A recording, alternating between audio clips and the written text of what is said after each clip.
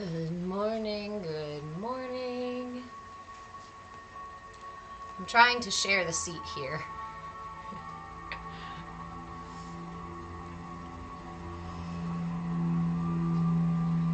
Welcome in, come get settled, come hang out. For those of you who do not know me and wonder what the heck is going on in this space, my name is Reverend Deborah. Don't let that scare you. I am a movement facilitator, movement in breath, body, and being, and I am your shenanigan shaman. So, again, do not expect to take yourself too seriously here.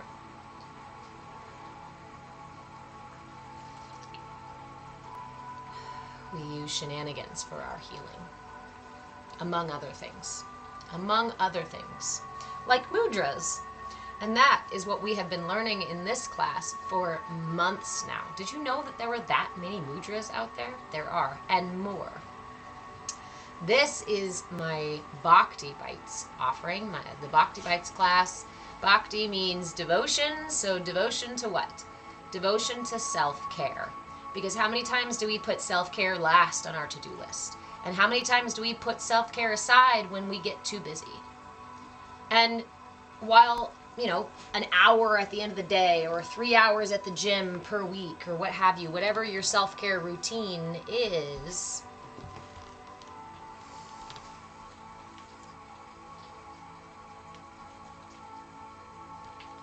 self-care in practice is something that we must carry with us throughout our day, is something that we must have available to us in the moments when we most need it. So for folks looking for a chat, we do have the Discord open. I am still struggling to sort out how to stream through into the Discord. So we do have chats open. I do have a chat open on YouTube. If you want to come join me on YouTube, please feel free. I am moving my content and time away from platforms that are actively lagging my content. But I do think it's pretty cool that the AI is reading QR codes in this stuff, right? It tells you something. When the AI, when the machine sees the codes,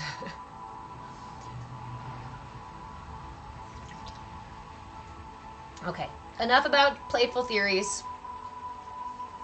We have a mudra that we are working with this week, that we have been sitting with all week long. It's only Wednesday. So hopefully you've at least been sitting with this mudra a couple of times. The mudra this week is the Linga mudra. The Linga mudra is the mudra for virility, but also overall vitality. This is the representation of divine masculine energy, but this mudra can also represent the union of the divine masculine, divine feminine. So we do the mudra like so. Bring your palms together and interlace your fingers, keeping your left pointer finger on top. So when you interlace your fingers, keep that left pointer finger on top, interlace, keep your right thumb extended. And then circle the pointer and the thumb of the left hand around the extended thumb. And then bring the pads of those fingers down to the base of the thumb. So you create ever so slight pressure at the base of the thumb. And we hold the thumb upright. We hold the thumb erect with intention, not tension. Don't try to bend your thumb backwards. Don't try to squeeze your fingers together. Let's back out of that mudra ever so slightly. Interlace your fingers very gently. Wrap the pointer and the thumb of the left around the base of the right thumb. Gently. No more than the weight of a nickel, technically. It's a little hard to do when you've got your fingers interlaced, right? So we try to keep no more than the weight of a nickel on our mudra. And what's interesting is that there's a couple of reasons for this. One, if you imagine an electrical circuit, when you switch on a light, right? That light switch doesn't squeeze two pieces together to make that electrical circuit happen. No pressure is needed. all that's needed is a connection, is a touch. So remember this when you're using mudras. You need no more than that connection, right? And the other piece is when we use our awareness, when we maintain awareness of our mudra, so that we are not creating tension and we are not collapsing our mudra in on itself, it offers us an anchor for our awareness, right? And there are so many ways that you can anchor your awareness into your practice. I always like looking for different options, because somebody just recently mentioned to me how folks who have either like ADHD kind of stuff, this person told me that with ADHD, apparently it's difficult to focus on your breath. Apparently there's something about that is difficult. Hold on, I'll mute my computer here so that I'm not beeping over there. Okay. So, in light of that, right, I'm really big on not creating a battle within yourself. I'm really big on finding what works for you. Why? Because that's the most sustainable thing. What suits you best, what fits most for you, what's most comfortable for you is going to last longer than if you are straining yourself or hurting yourself to accomplish something. So, let's find something that works for you. If anchoring your awareness on your breath, if listening to your breath in meditation is not enough of a distraction or not enough of an anchor to keep you present, find something else. One of my favorite things is to rest your awareness on the mudra itself, because it's important to keep no more than the weight of a nickel of pressure on your mudra. And this is a really good, in fact, I would even suggest, if just resting your awareness on the still mudra, if you would like to use the mudra as my brain just goes, it's a poppet. When you're holding your mudra, press and release, extend and release, press and release, press and release, ever so gently. Remember that meditation is a personal practice. The more you sit with it, the more it will resonate within you. The more you spend time with it, and remember that it's a flexible practice. That is, it's a modifiable practice. The way I meditate is the way that works for me. I share these tools with you to assist you in finding the way that works for you, not for you to take exactly the way I'm doing it and do it that way, unless it really does work for you that way. So, with that in mind, whether you're an expert meditator or somebody just beginning, or somebody who says, I actually suck at meditation, I can't meditate, especially if you are I can't meditator, please come sit with us. We sit for 5 minutes holding the mudra, and then depending on how deep I get into the meditation, we might go a little bit longer. So this mudra, again, is the Linga mudra, and is done like so. Interlace your fingers, keeping that left pointer on top, no more than the weight of a nickel, so this is a really gentle interlacing of your fingers. Keep your right thumb erect. Wrap the left pointer and thumb around the right thumb, creating gentle pressure at the base of the thumb. This is the Linga mudra. It is the both representation of divine masculine as well as the union of the divine masculine. The upright thumb being the masculine, and the hand wrapping around it being the feminine. Now there are a couple different modifications for this mudra. If interlacing your fingers is a problem for any reason, I invite you to simply hold the right hand in an upright thumb and the left as a base. This is a modification for this Linga mudra that allows you to do it if this does not work for you. Options are available. Modifications are available. Honor where you are. Honor what works for you. Okay? So find what works for you. You can hold it this way. Remember to put that gentle pressure on the side of the thumb when you do so. Or you can hold it this way. And we hold the mudra here at our solar plexus. The solar plexus is where our inner fire lives. This mudra boosts our immunity. It boosts the solar energy in our body. It warms our body. You may notice as you hold this mudra that warmth starts to build in your body. Again, if at any point during the meditation it becomes too much or becomes uncomfortable, I invite you to honor where you are and release the mudra for a few moments, only coming back when you feel like it is appropriate for you. You are your own guru. The guru in me honors the guru in you, and I hope that you honor the guru in you as well for this practice. Okay, so this mudra does increase stamina, passion, fertility, virility. This mudra, let's see, warms the inner fire. It increases confidence as well. It works to boost the solar plexus. And it works to balance excess kapha dosha, water dosha, or coldness in the body. Vata and kapha, cold and wet, dry, cold and wet. This assists in soothing that excess, balancing that excess by creating internal warmth, internal heat. Okay, I'm already losing myself in the mudra, so go ahead and grab your mudra and find yourself a comfortable seated position. You can also be lying down. You can also be walking. I don't suggest this one while driving because it's kind of hard to hold the steering wheel like so.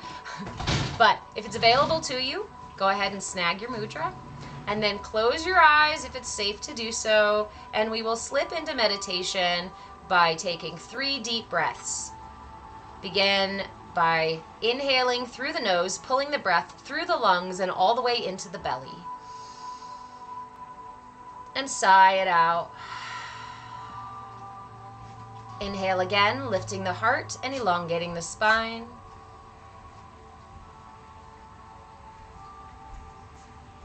And let it go. Inhale once more, expanding the rib cage in all directions, front, sides, and back.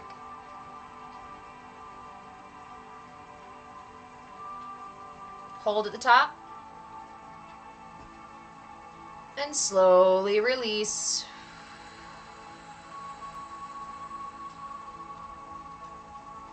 And for just a moment, I invite you to follow the breath, following the inhale all the way to the top, following the exhale all the way to the bottom, slowly elongating the breath with each round of inhale and exhale.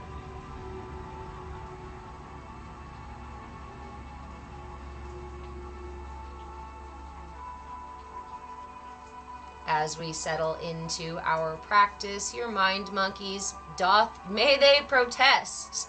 They may protest. Or they may try to distract you, pull your attention away. They may try to tell you how you're doing everything wrong. Blah, blah, blah, blah, blah, blah, blah, blah, blah. Now is not the time for your mind monkey chatter.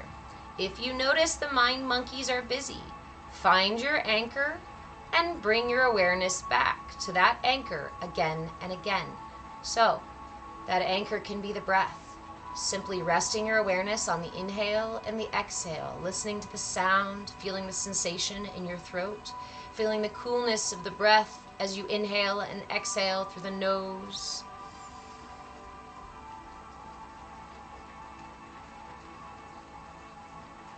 You can choose to rest your awareness on the mudra, using your attention to hold this mudra in the proper position without any tension. Resting your awareness on the mudra, allowing the mudra itself to anchor you into the practice.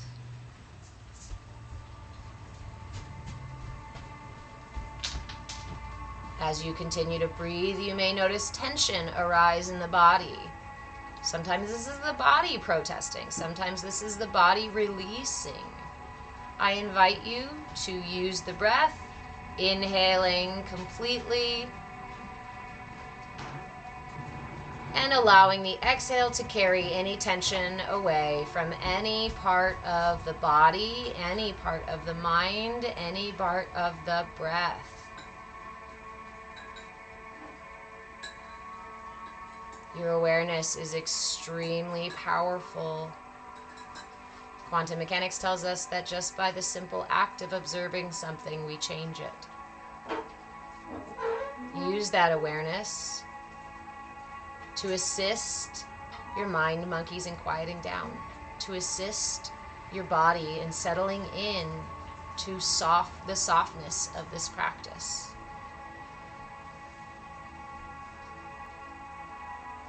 Use your awareness to stay present with the mudra.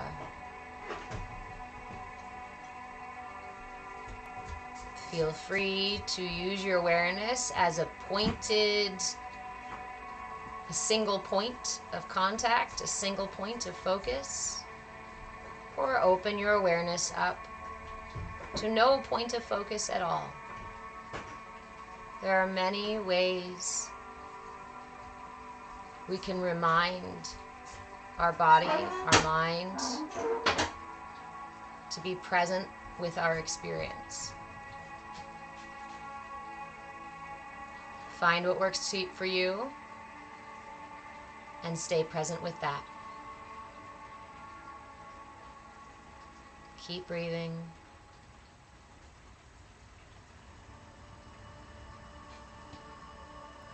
Using your anchor to sink deeper and deeper into the present moment, into the practice of meditation.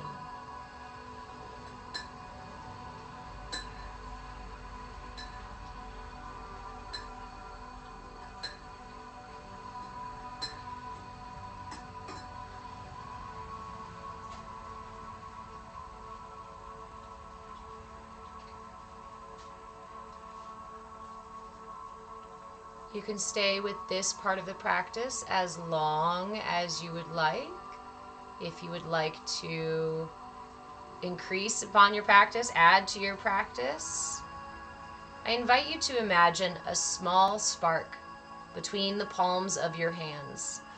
Whether you have the mudra like so or the left hand as a base, imagine that in the palm of the right hand or in both is this small spark. As you inhale, fill your mind and body with the intention to increase this spark, to grow this spark. And as you exhale, imagine that the breath is fueling the fire, making the spark just a little bit brighter. With each breath, inhaling the intention to grow this fire in your hands.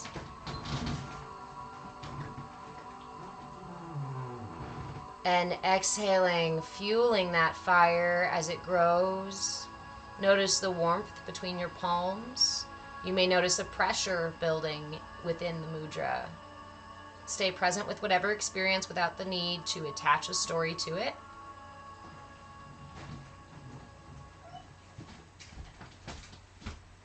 Allow the breath to guide you. Slow, steady exchange. Building this fire, generating heat inside of this mudra.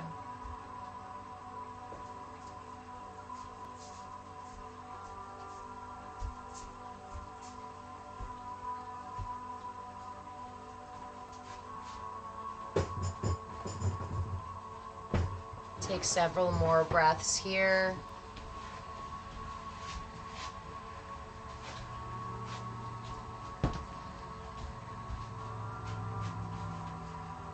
Anytime you notice that your mind monkeys have run off with themselves and you're pondering what you might have for breakfast or lunch or dinner after this, or what you did 5 years ago, or whatever it is your mind monkeys choose to bring up at the moment, just gently, lovingly bring your awareness back to the practice, to the breath, to the mudra, to the flame inside of the mudra.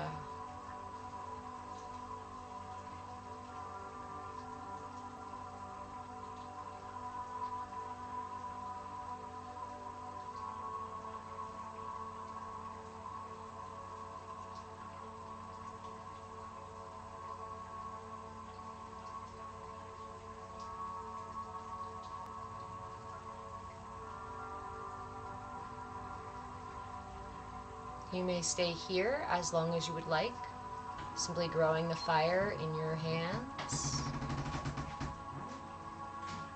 If you would like to take a step further, I invite you to open the mudra and place your hands, fingers interlaced, over the solar plexus. Take big, deep breaths here. As you inhale, feel the way that the chest and belly expand. Feel your diaphragm expanding and contracting with the breath. Big, deep inhales and exhales as you absorb this fire created within the mudra.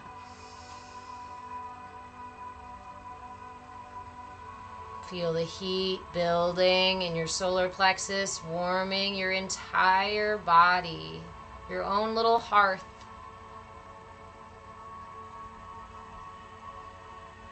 Boosting your overall vitality, increasing digestive fire, Agni, boosting your immunity, your body's ability to fight off imbalance.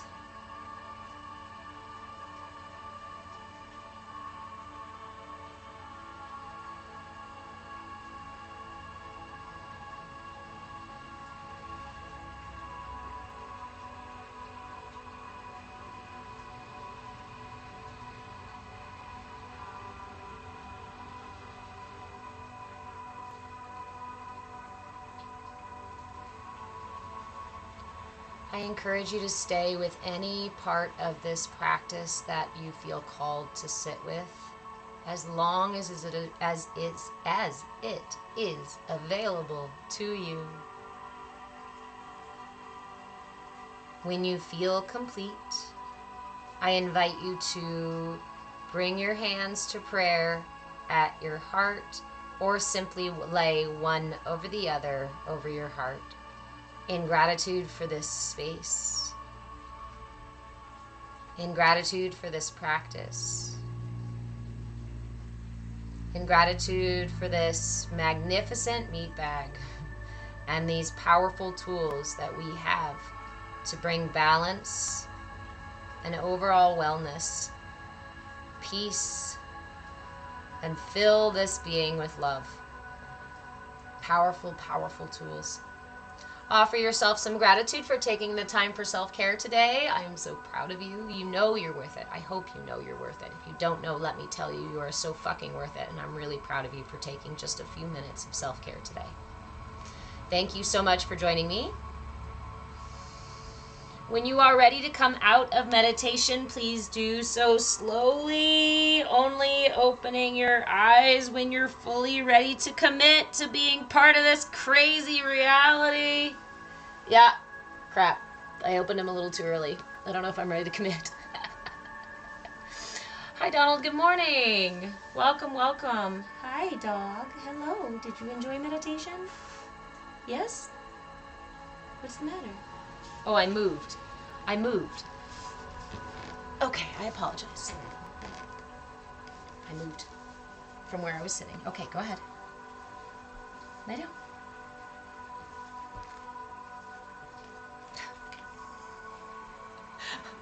Dog's offended. We stopped meditating.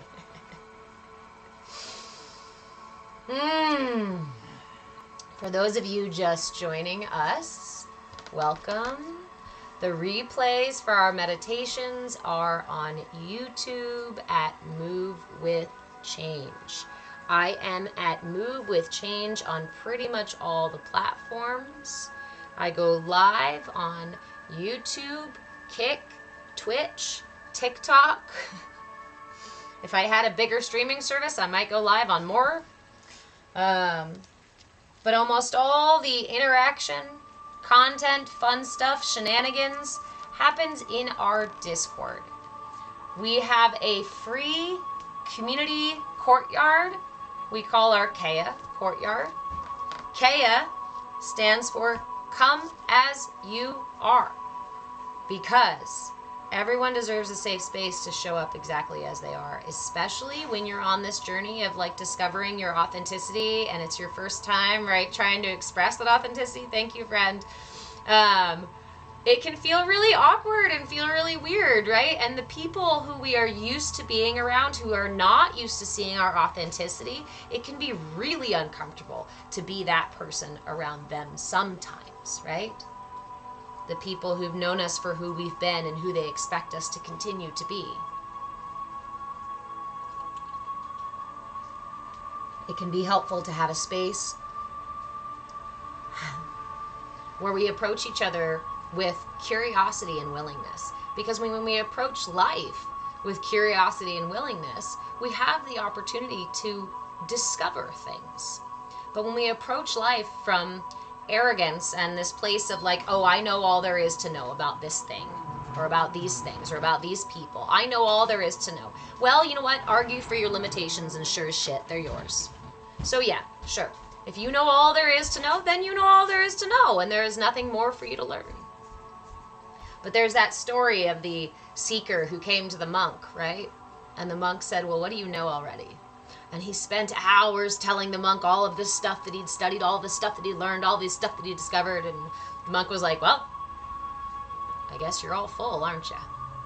Right? That's not exactly the story. That's just shenanigan shaman interpretation of the story.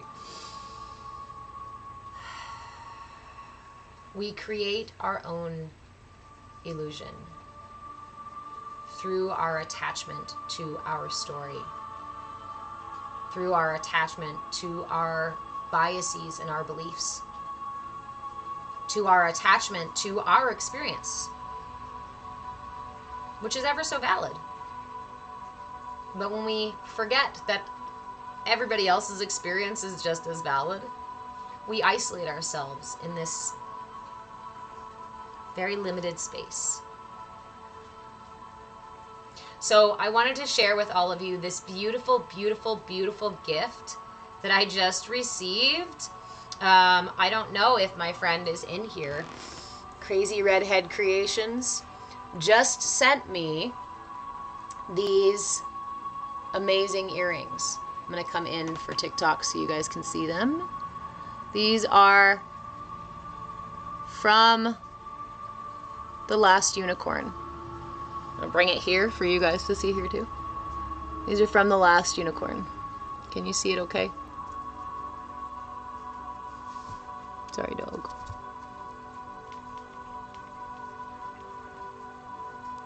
These are from The Last Unicorn, one of my favorite films. Because in this film, if you've never seen it, please go watch it. Please go enjoy a cartoon. I very much feel like it's an adult cartoon. The story is quite a bit darker than our typical kid cartoons, right? But in the beginning, we meet this unicorn who we realize that people are not recognizing her for being a unicorn because they don't believe in unicorns, right? So many people see her as just a white mare, as just a horse. Later in the movie, she ends up in a sort of mini traveling sideshow, right? And she recognizes that all of these creatures are not who they appear to be. Again, the illusion. This movie talks so much about the illusion that is created from our beliefs, from our expectations. People go to this place to see magical things, but they're not really magical things. They've just been masked. They've just been, our perception has been manipulated, right? And then in this film, the unicorn, this mythical, magical thing that sees the possibility and opportunity in everything. What happens to her? She ends up turning into a human.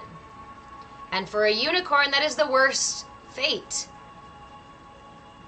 That is the worst fate, because unicorns first are immortal, and second, do not experience the highs and the lows of the human emotion. Not regret, not love, not joy, not fear.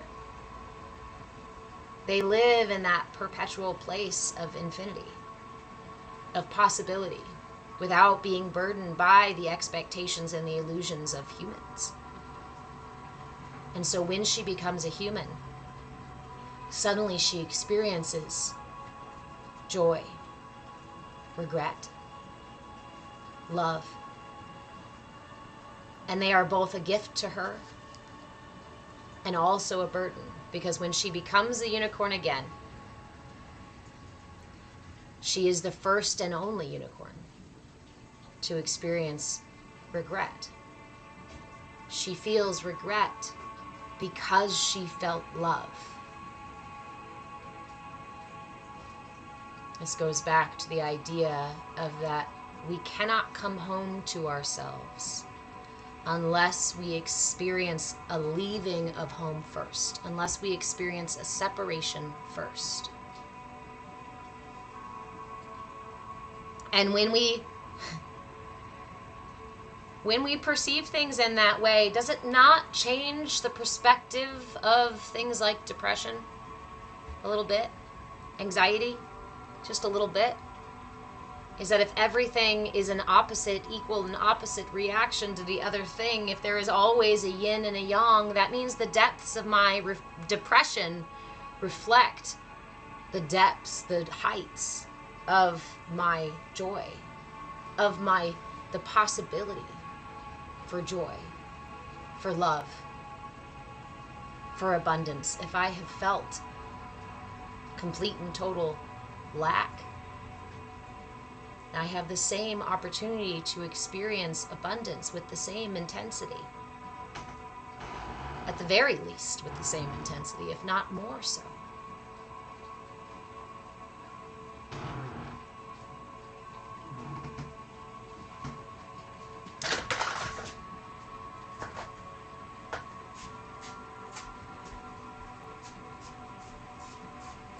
She says in this film, I think one of my favorite lines in this film, when her voice slightly shakes and she says, "I can feel this body dying all around me."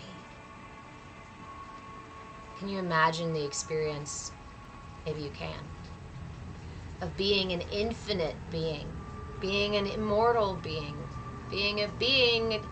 connected, aware of the fabric of reality, the nature of reality, without all the trappings of humanity, of our illusion.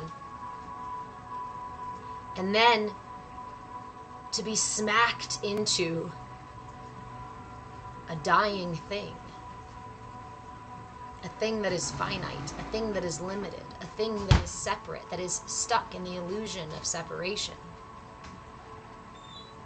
Is that not, again, like the experience of becoming human?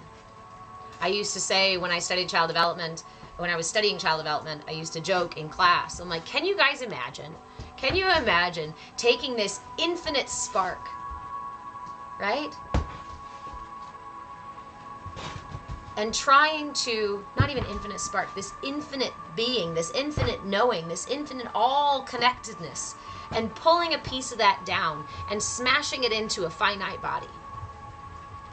It must be difficult to figure out how to go from being infinite only to become finite. How do you be your infinite self in a finite illusionary reality? How do I be my expansive, unlimited self in a finite body? This is the paradox of life, right? And it is through her attachments in the film. Love. Her attachment to someone she falls in love with. Her attachment to being infinite that causes her suffering as a human. And her attachment eventually to being human that causes her suffering as a unicorn.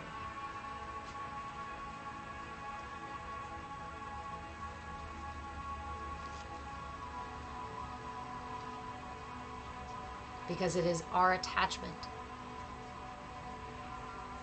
that leads us to things like regret and joy. It is our attachment that brings us security and the feeling of loss.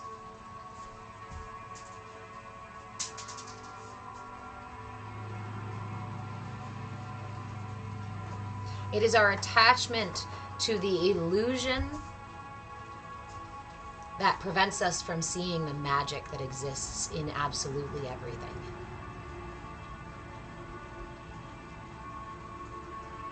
And I think that's my favorite part of the film. When I was a little girl, before I ever saw this movie, I used to dream of a unicorn with wings. Hey, Brian. I used to dream of a unicorn with wings that would come to me and save me from anything bad that was happening in my dreams. And this unicorn taught me to fly in my dreams as a little girl. Gave me such a feeling of flight that I would wake up and I would stand on my sister's bed and I would jump back to my bed to see if I could really fly, because I could feel it in every fiber of my being. And despite everyone in the world telling me humans can't fly, okay, dodo bird, humans cannot fly, there is still a part of me that will forever believe that we absolutely can. And you know what? I'm not going to let go of that. I'm not going to let that part of me die. I'm not going to put her away. I'm not going to tell her to stop being silly. Because it is that voice in my heart that reminds me that anything really is possible.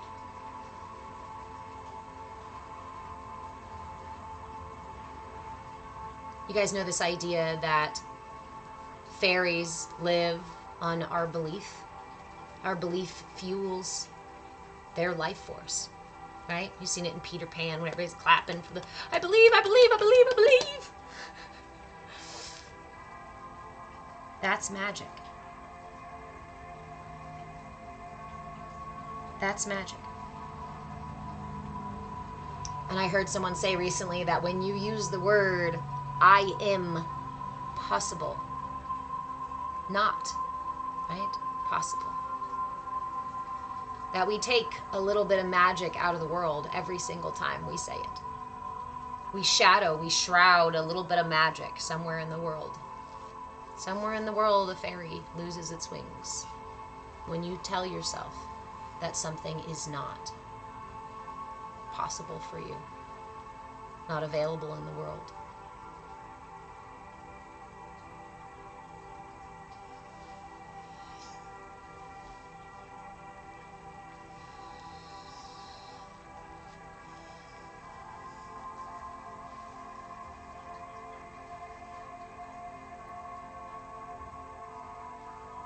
Why would we choose to close ourselves off to possibility? Why would we choose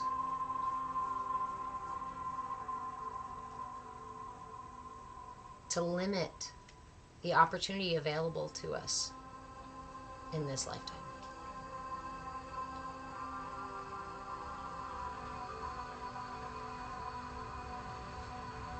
And then I hear some of you saying, I didn't choose to limit it. The world is just not abundant. The world is just not full of possibility. Not for me. Maybe for you, but not for me. Argue for your limitations, and indeed they are yours.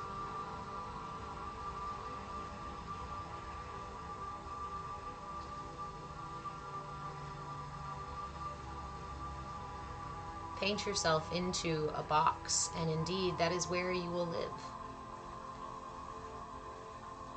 Paint yourself as scared and small, ugly and mean, then that's who you are. And be that. For all intents and purposes, be who you want to be. Because just as the infinite being that the unicorn was, she did not tarry with good and bad. with love and regret and pain.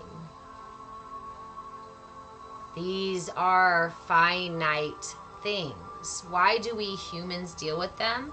Because they are finite things. They are fleeting things. They are temporary things. And yet we attach ourselves to them and we make them permanent. We remind ourselves over and over every day about how worthless we are, about how much we don't have, or about how scary the world is. And we say them again and again, and we speak them into reality again and again and again. Like spells, casting spells upon ourselves and the people we care about and the world that we live in.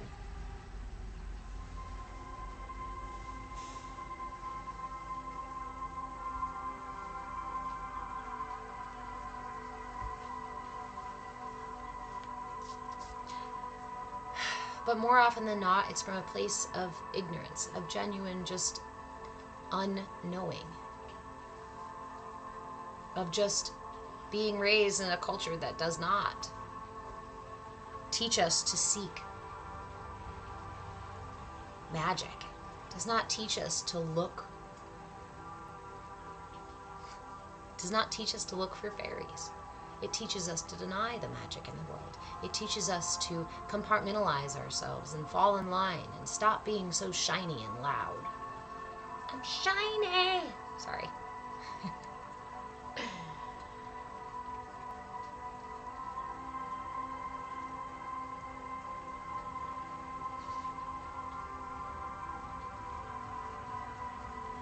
Do not dampen your light because others fear it. Do not hide your magic because others are afraid of their own. Do not hide your smile because others are sad. Do not hide your joy because others are angry.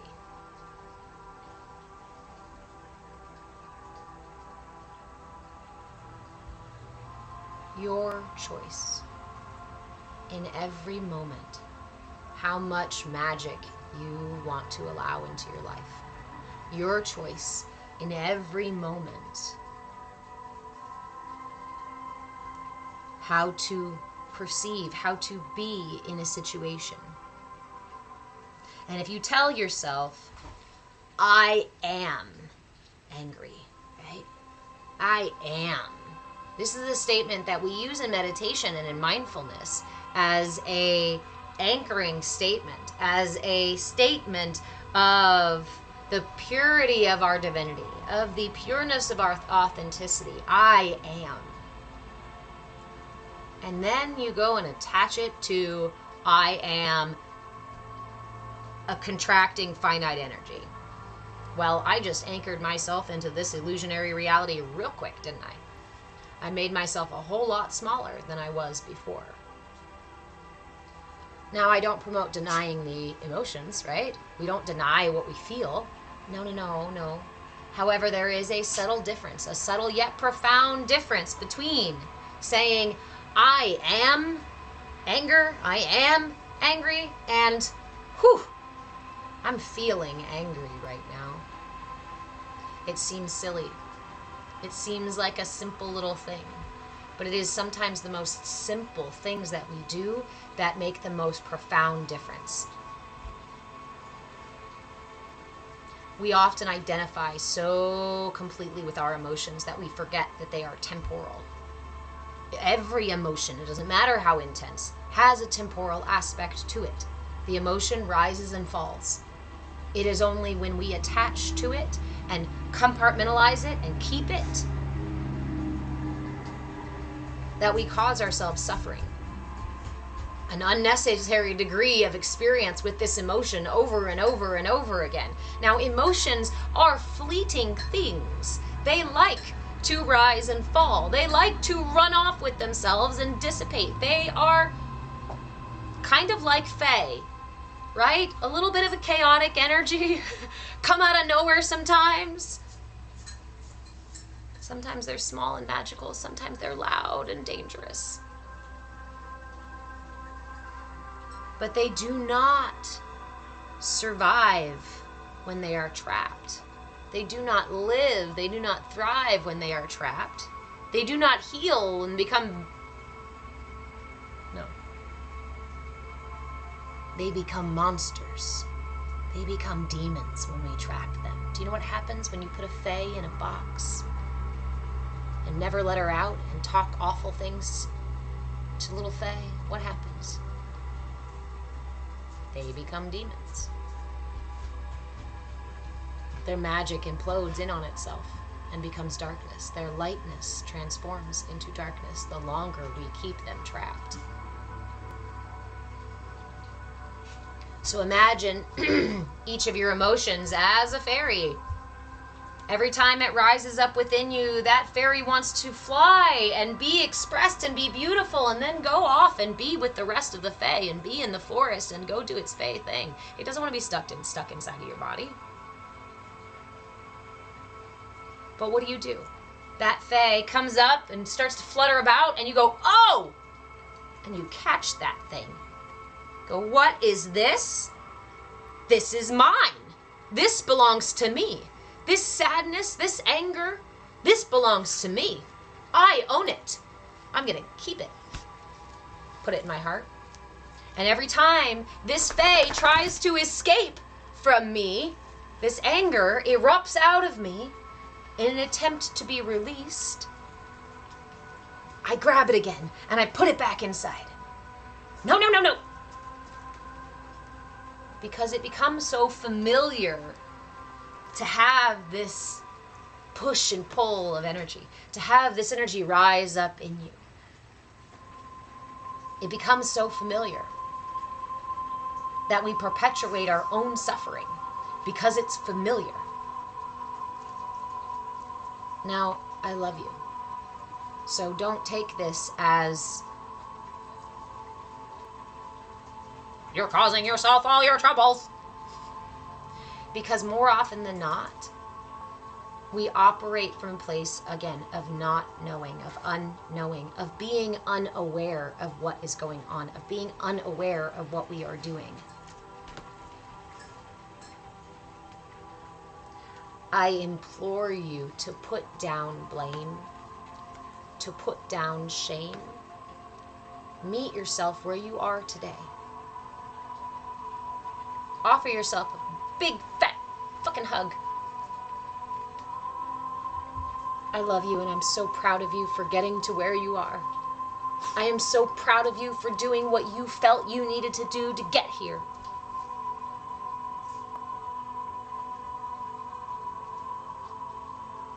Right here, right now, is exactly where you were meant to be.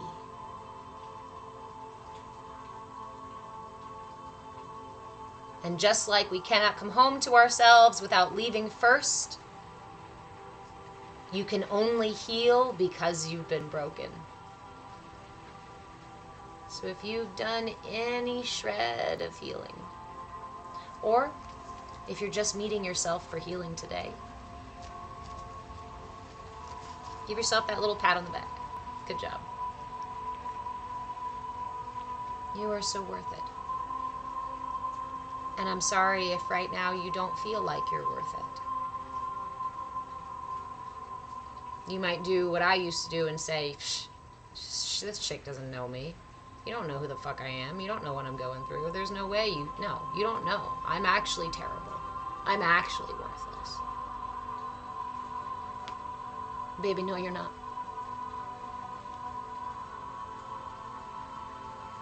The light in me recognizes the light in you. The divinity in me recognizes the divinity in you. The love, the possibility, the perfection in me recognizes the same in you. You are a divine expression, stuck in a finite, illusionary meat bag. Yeah, that's kind of all of our predicament right now, isn't it?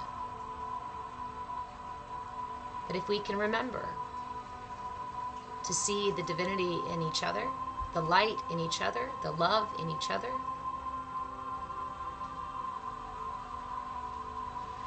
then even if we can't see it ourselves, in ourselves, we will begin to see it in the world.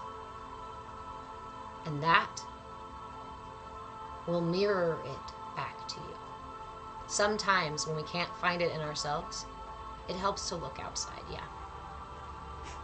Ideally, right, we need to find it in ourselves so that we can see it everywhere.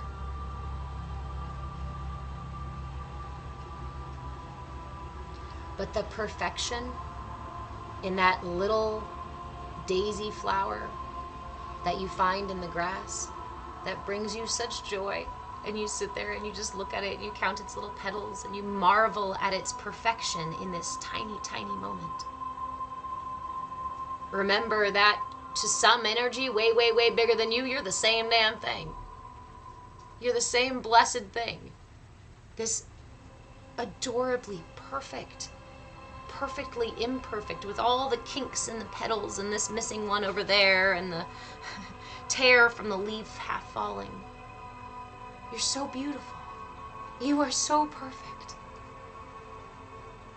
And I know you feel small. Hey, Bishop. I know you feel small. But I'm here to tell you it's just an illusion. It's just a temporary state of being. Try not to attach yourself too hard to it, right? Eventually you're going to get off this ride. And when that time comes,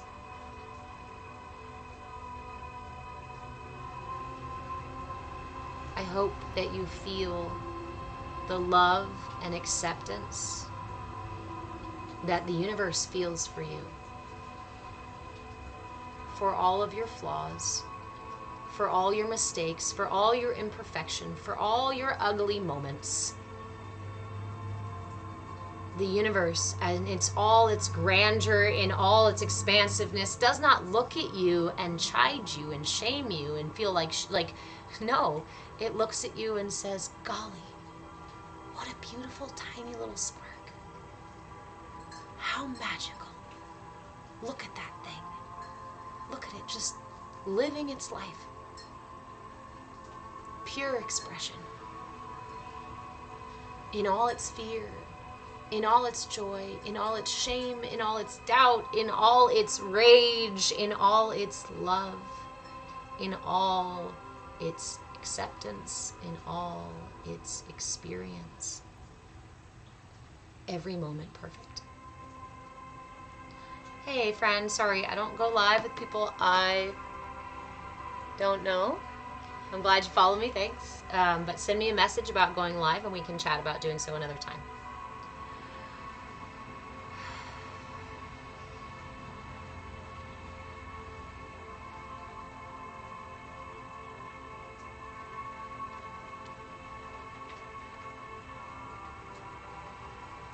It is not about gaining control, so to speak, over the universe.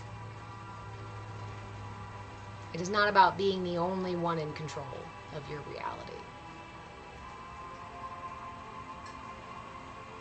But when we find our locus of control, our inner captain,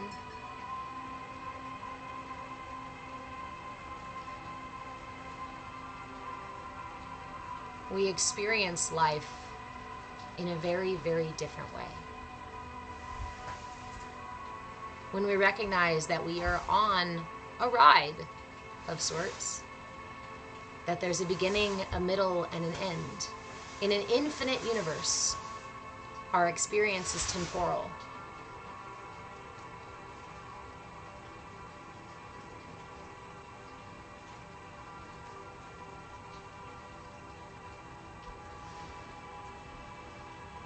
Just like the river flowing through infinity.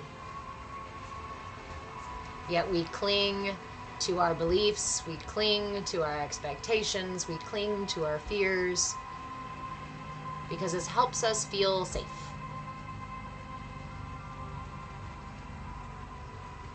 It's okay to seek security. but do not let that security become your prison. It's okay to seek knowledge, but do not let that knowing become the walls that prevent you from experiencing life. Yes, seek connection. We are pack animals, we humans. But do not attach yourself. Do not bind yourself. Do not attach yourself in such a way that you become a puppet to someone or something else.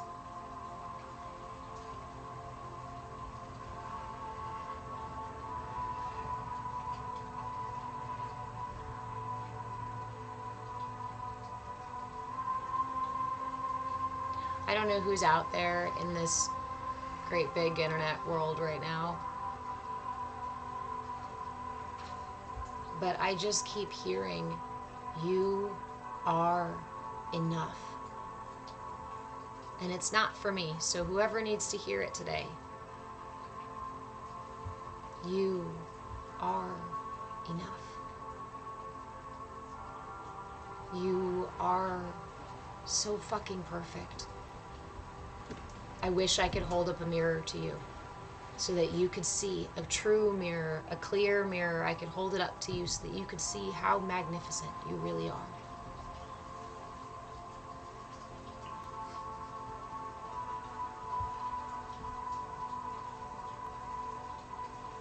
If you don't see God in all, you won't see God at all. My brain was just like, you could do the same thing for love, and it tried to interrupt me.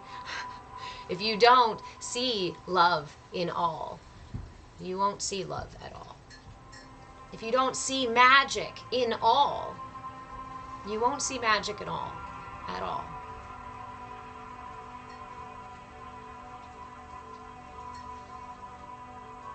If you don't see the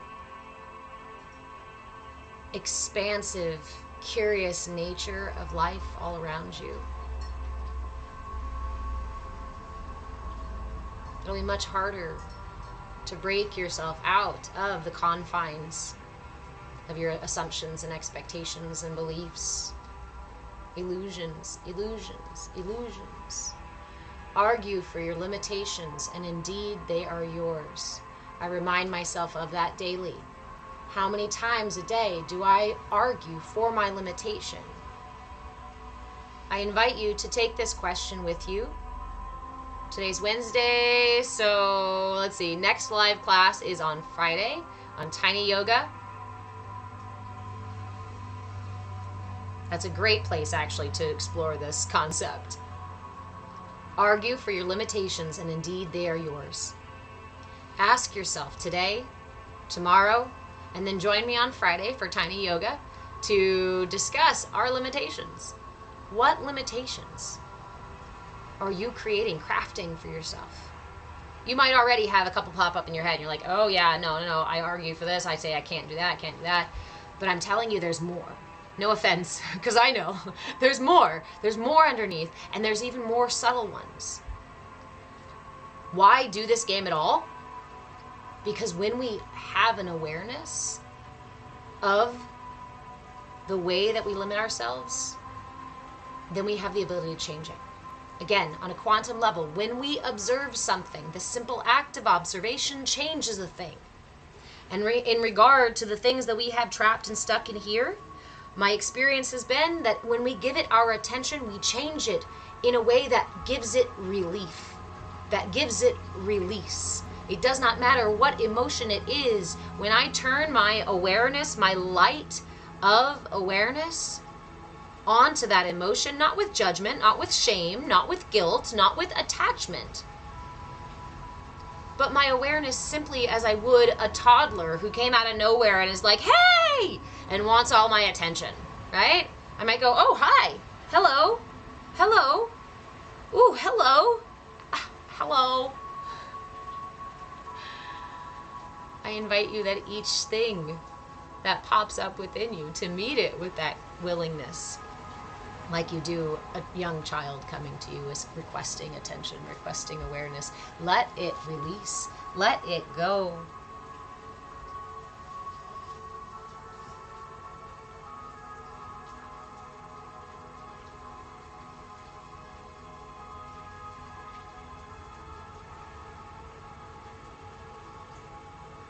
Release attachment to limitation.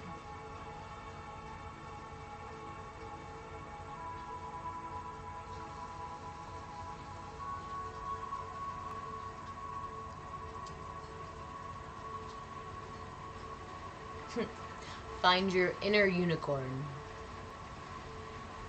to remind you that that magic that you see, that moment with the tiny little flower that brings you this kind of lighthearted joy that is inexplicable. The way the rays of the sun cut through the clouds on a rainy day.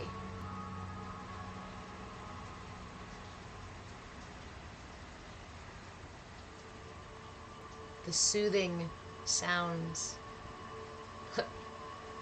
of the sky dumping water onto the earth.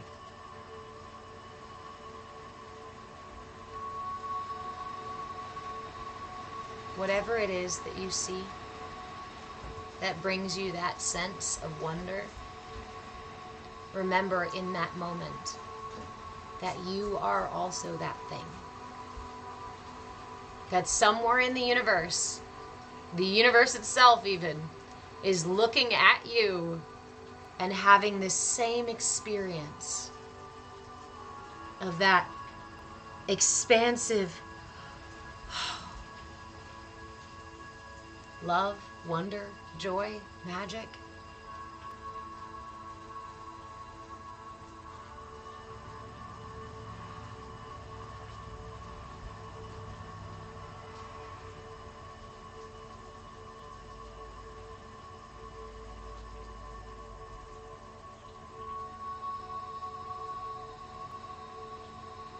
So, ask yourself where you're limiting yourself. And meet the emotions that arise with this sense of wonder, like it is a small fairy flying out from some part of you, flying out from the darkness, being born. If you knew your emotions were fairies being born, sometimes they're trolls, yeah. I have emotions that birth trolls, yeah. Would you trap it? Would you smack it out of the air?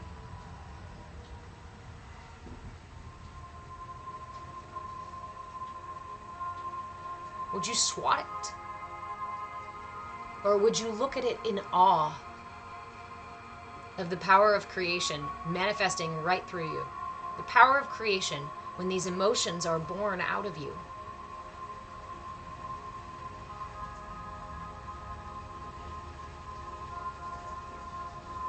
Let them have their experience. Let them play, let them frolic, let them be silly.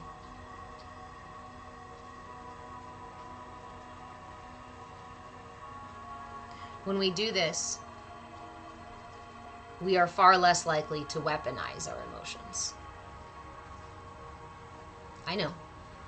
I have those emotions that are more like little daggers, right? Being born out of me.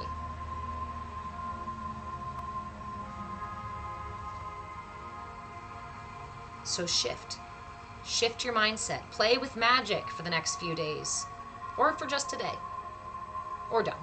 It's up to you. You're your own guru. You're the one who has to decide to play these games or not. And if you decide to play these games, you're the one who has to decide what you want to learn from them, who has to distill the information, who has to bring the experience into understanding, who has to relate it to yourself. And you know what? If you say to yourself right now, you know what, that bullshit ain't gonna never work on me, I'm not even gonna try that shit, that's so fucking stupid. Guess what? Argue for your limitations, and indeed, they are yours. Keep them. Be as limited or as expansive as you choose to be. But do not point the fingers at anyone else. Because while others can affect us, yes, ultimately it comes down to you to make the choice of how you have this experience. Someone can come to me and start yelling and berating me. I have a choice to accept what they're saying is true and integrate it into who I am and feel fucking shitty about myself. Or I can offer them a smile both from my face and from my heart in recognition of the box that they've stuffed themselves in, the limitations that they are arguing for, the frustration in there. I hear you, I understand, I know what it's like. But it does not mean that I have to go down that rabbit hole with you. It does not mean that I have to agree to engage or receive the gifts that you are trying to give me. If you are trying to give me a... Really? My brain was like a fire poker, like a branding rod. If somebody's trying to gift you a branding rod and brand you under their expectation and their judgment of who you are, I implore you, please do not let them.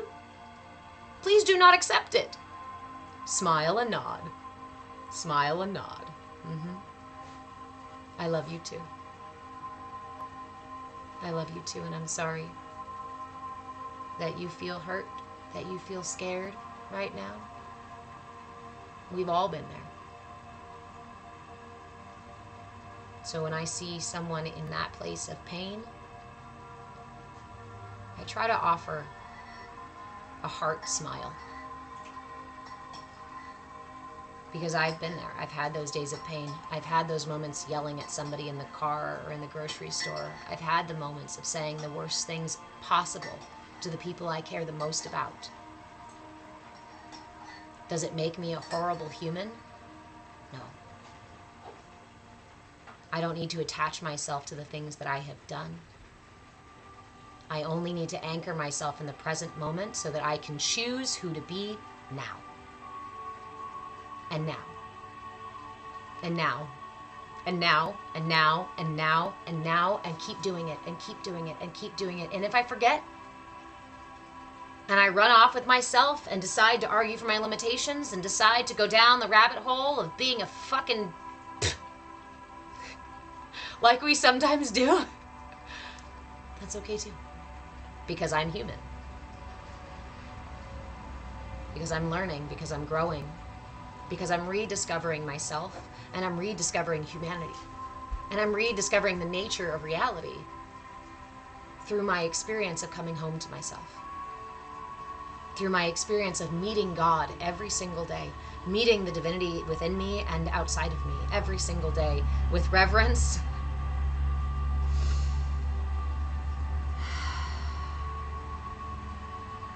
and meeting others with curiosity and willingness to see beyond the limitations of my expectations and my judgments.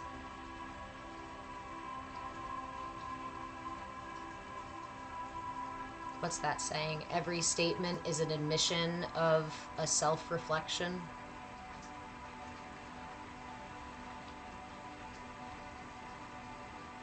Listen to the things that people tell you about themselves.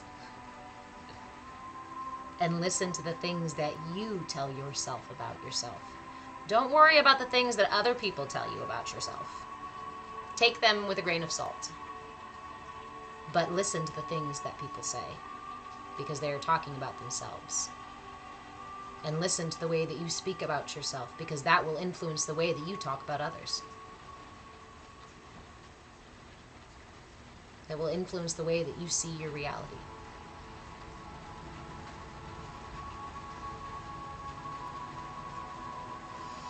So, use this mudra, my friends, to boost your self-confidence, to increase your inner fire, to warm your body as we shift of the seasons, as the earth is warming. Use it as a parallel to balance the solar plexus, to improve your immunity, your overall vitality. Our mudra this week, again, one last time, is the Linga mudra. I gave a modification today for it, so we will do both of them. The mudra, the original mudra is done like so. I shouldn't say original. The way that we have been practicing this week, the primary mudra we are using this week is done like so. Bring your palms together, interlace your fingers, leaving your left pointer on top. Keep your right thumb erect. Bring your pointer and your thumb of your left hand around the base of your thumb. Put a gentle pressure. Remember, no more than the weight of a nickel. That is how much pressure we use in our mudras. No more than the weight of a nickel. Fingers interlaced. Right thumb erect. Left pointer and thumb, creating slight pressure on the base of the thumb. Remember, we hold our mudras with intention, not tension. There is no tension in this holding. If there is tension, I can only maintain it for so long. It takes energy to hold tension in the body. It does not take much energy to hold in tension. Okay? Remember that distinction. It's very important in regard to mindfulness. This is the Linga mudra. It can also be done like so. Keep your right thumb extended. Close the right fist gently, no more than the weight of a nickel. Place your left hand beneath as the base. This is a modification of the Linga mudra. Both times we keep it here in front of the solar plexus. It works to balance the solar plexus, boost overall vitality, increase digestive fire, your Agni, your inner hearth. It boosts immunity. It also increases virility, fertility, passionate feelings and whatnot. It boosts confidence and willpower. And overall brings some more sunshine into our inner reality, into our outer reality too. The Linga mudra. This is really good if you're feeling sluggish, right? I struggle in the mornings, so I use the Linga mudra in the mornings for 5 minutes. It's suggested you hold mudras for a minimum of 5 minutes. That's not that long, especially with something like this that's not too difficult to do in either modification, whatever works for you. You could sit there listening to somebody talk. You can watch a TV show, okay? What your 30-minute, hour-long episodes? Find a mudra and hold a mudra for the whole episode. See how it affects you. See how it changes your physiology. See how it changes your mental, emotional, spiritual, internal, and external realities. Hey, Cynthia, thank you so much. So these are our Bhakti Bites classes. Bhakti means devotion. Devotion to what? Devotion to self-care, because self-care is often the last thing on our to-do list and the first thing we drop when we get too busy. But self-care is important in the way that we need to weave it into our everyday, because when I am sitting in the grocery store parking lot about to have an anxiety attack, or I feel it rising in me, that is when I need my self-care, right? For those of you who go to therapy and whatnot, you know that your therapist is available during those hours and that's it. When it's 3 a.m. and you need that therapist, that is when your self-care comes into play. Self-care is something that we, just like when you don't drink all of your water for the day in one sitting, we use our self-care in little sips, bite-sized pieces, beard snacks, all day long, so that we can maintain wellness and balance, rather than going all day long barreling through and then trying to dump at the end of the day, right? Or at the end of the week. How many of you wait for your gym day so that you can go express all the frustration for the week? What if you were to off-gas that frustration like little belches, like little emotional belches, all day long? Not only would your gym experience be different, but so would your day-to-day experience be different. Bite-sized pieces. For those of you who are wondering who the hell I am, hello. My name is Reverend Deborah. I am a movement facilitator, movement in breath, body, and being, and I am your shenanigan shaman. And I am also the owner of a business called Move with Change. Under the umbrella of Move with Change, we have created a community, mindfulness community, a Sangha, called the CAYA Sangha. C-A-Y-A. CAYA stands for Come As You Are, because your authenticity is what we're really looking for. The point of being here in this human experience is to express your divinity as purely as possible, and that is what your authenticity is. Authenticity is not verbose. Authenticity is not a weapon. Authenticity is not arrogance. It's not selfish. In fact, authenticity is love for self and love for other.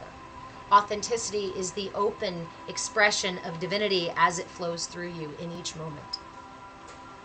So if you are seeking that kind of experience, come join us in the CAYA Sangha or in the CAYA Courtyard. The CAYA Courtyard is a totally free space. The CAYA Sangha has multiple membership levels depending on how deep you want to get into your mindfulness practice, how deep you want to do this internal excavation.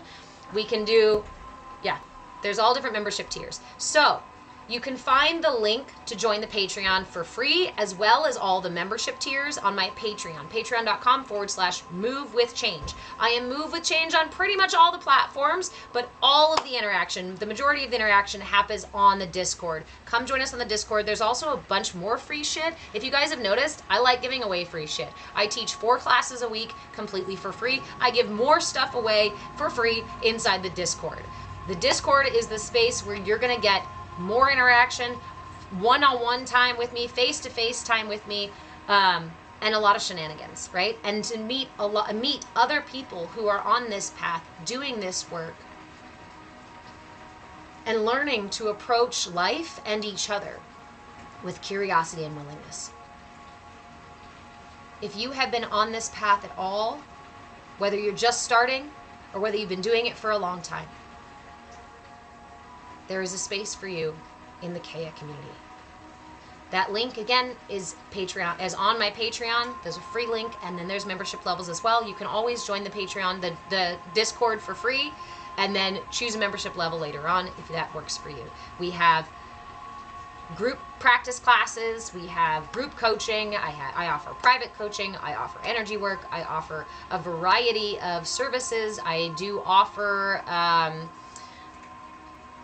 ministerial services as well, end of life, as birth and death and wedding and whatnot. Those things can all be scheduled and booked through Patreon. If you have any questions, feel free to send me a message on any of the platforms. I try to respond to messages as best I can.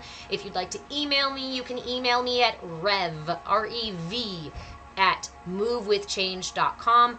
Otherwise, really, like I said, the best place to be, guys, is in the Discord. So come join us in the Discord. And for those of you who are part of the CAYA Sangha, Sangha Stewards level and above, we are having our group coaching session tonight at 4:30 Pacific time.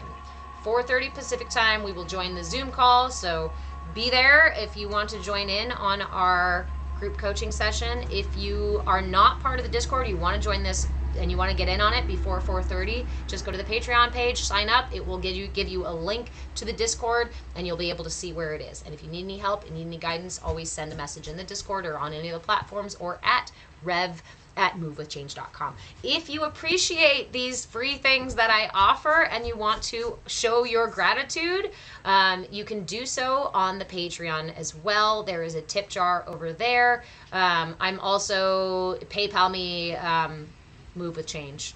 And I always appreciate any gifts, any support, any donations. You guys, those are the things that allow me to continue to do this work. Those are the things that allow me to continue to give these things away for free. Because they're that important.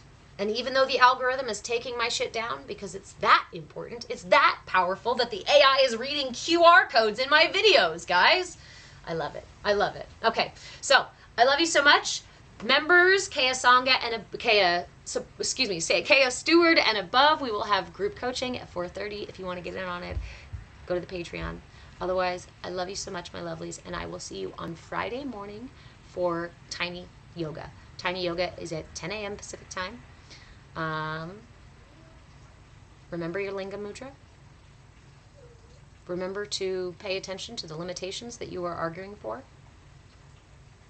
And do your best to meet yourself with curiosity and willingness. And recognize that somewhere in the universe, some energy, some entity, or maybe the universe itself is looking at you and smiling with that same kind of expansive joy that you get when you find a robin feather on the ground, when you see a rainbow cast across the sky.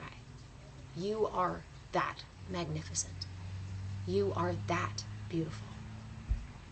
Remember it, okay? Mama D says so. Rev D says so. All right, guys. I love you.